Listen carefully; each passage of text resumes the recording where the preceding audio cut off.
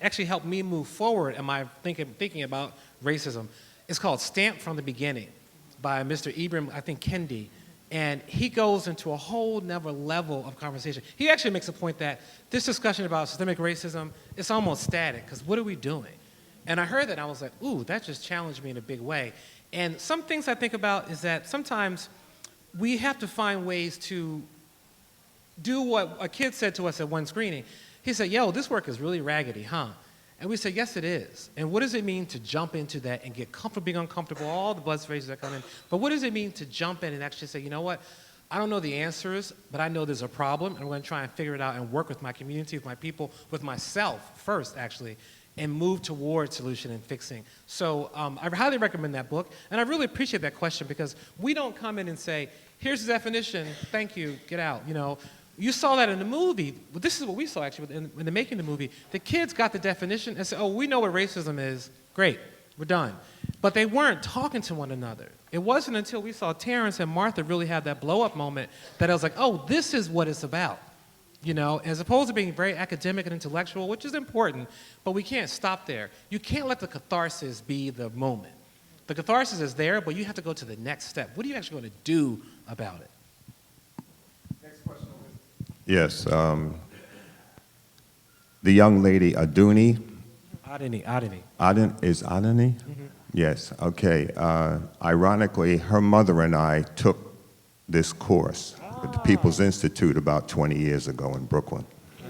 And it's good to see a second generation getting that experience. We tried to bring this program to the New York City Police Department years ago.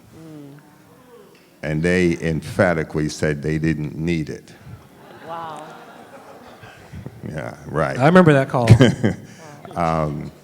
But I was fortunate enough to having not only taken the course, but used some of the dynamics of the course in a lecture that I was doing up at Quinnipiac Law School.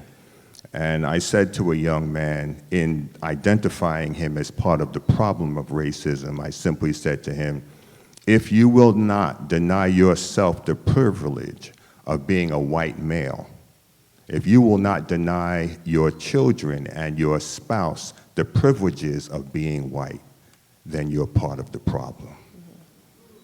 Because he avowed that he wasn't prejudiced, he wasn't racist. I said, and of the 9 blacks I see sitting here, I don't think they got here because of affirmative action. They had to earn their way into this law school, not through an endowment left by their uncle or their grandfather. I said, I understand the system, but you need to understand how it is that you got where you are. Thank you. Thank you. Thank you. Thank you. Yeah.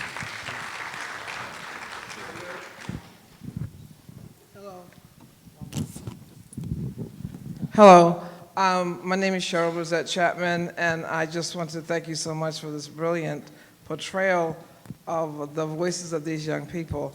I'm involved in the research with young black males who are in the system, and I have a quick question with you. Your methodology was brilliant. The stories were clear and powerful. Did you have any discovery that you didn't expect at the onset of doing this project?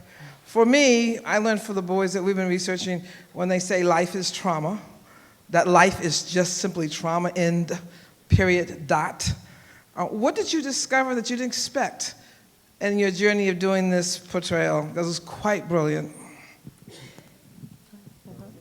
All right, I'll go. Okay, we're gonna both go, but I won't bore you with my fragile white journey with this stuff. But will say that when I started making, when we started working on the project together, we, as a filmmaking team, went through the Undoing Racism project ourselves, and spent a weekend together as a team doing it.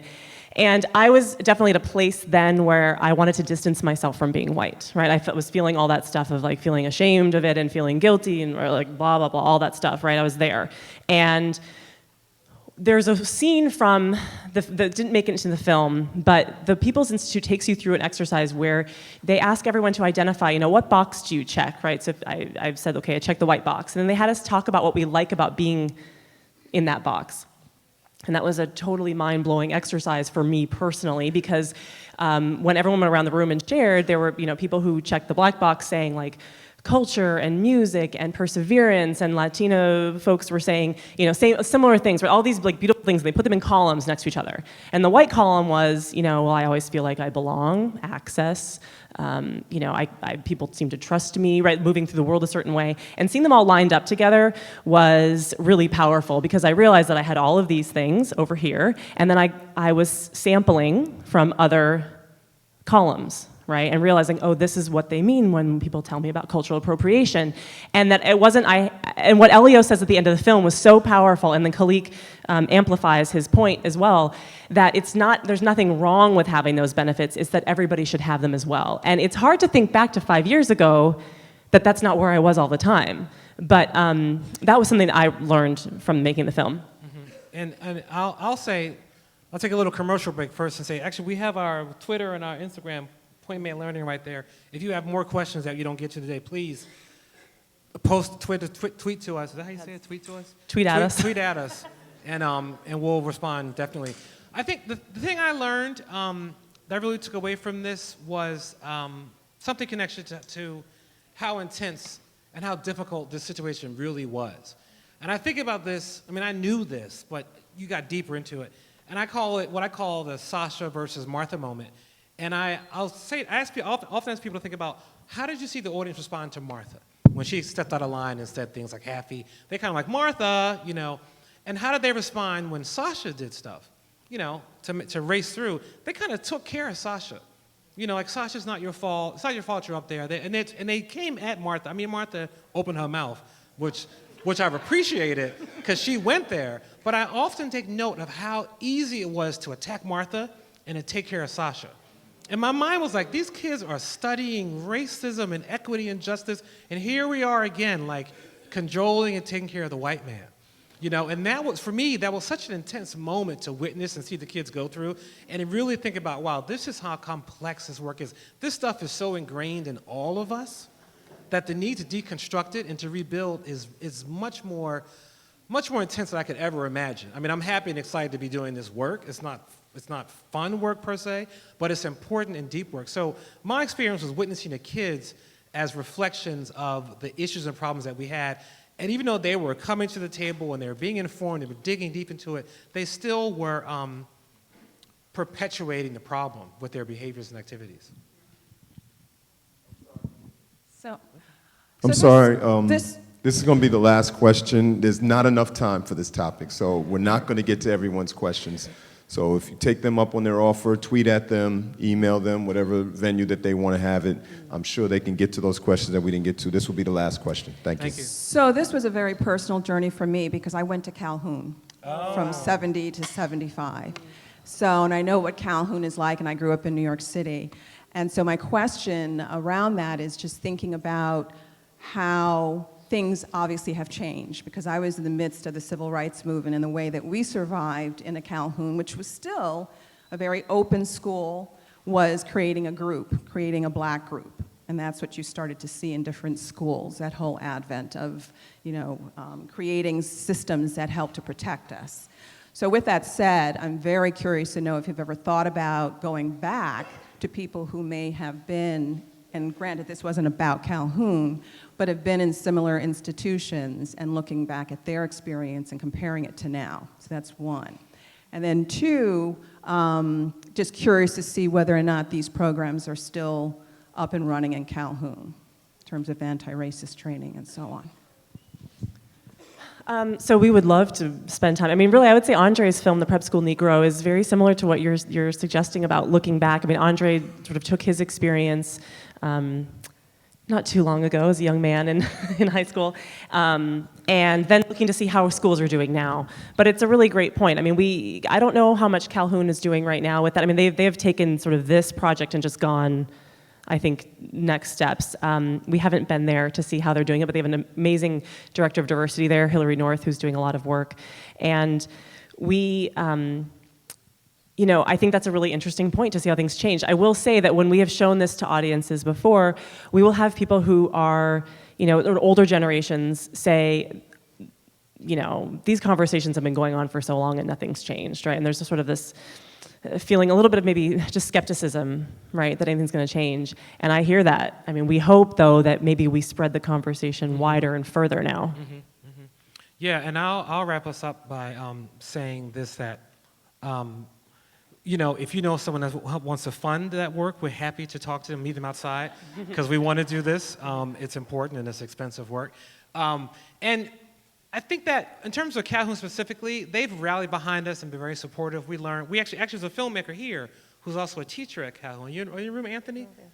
Oh, he's not here. See, you said he's going to show up. Anyhow, another filmmaker from the festival, he's a teacher there, and said that the school uses this film a lot for its professional development days, and digs into it.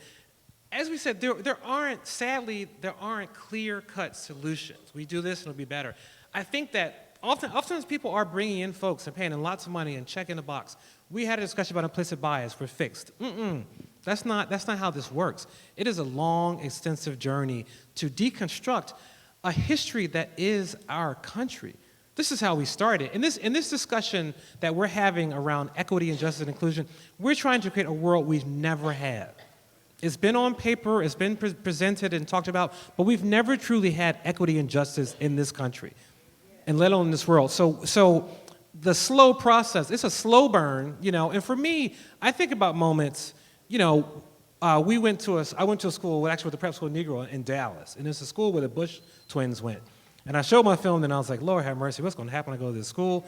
And they brought me back a year later, and they were beginning to have the conversations and move forward. It took them a year to get there, because you walk in and folks are like, well, I'm not racist, I'm a nice person, and this is not an important conversation.